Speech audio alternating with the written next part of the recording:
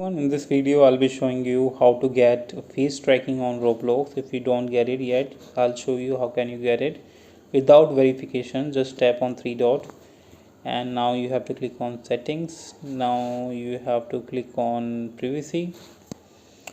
So basically, to get face tracking you need to give a camera permission to Roblox. So just scroll down and you will see here camera input, where you can give camera permission to Roblox to use your camera to animate your avatar with your movement. So you can see that it says Roblox will use your camera to animate your avatar with your movement.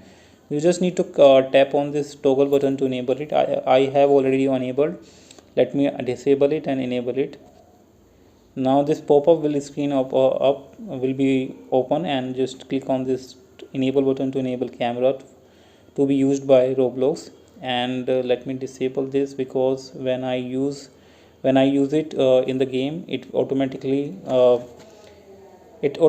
mute my recorder, so I cannot be able to record my voice in the game, so or in the video. So just open any game that supports camera as communication. So like this game supports, guys, camera as communication, as you can see. So this game will support face tracking for sure. So just click on this play button to play this game.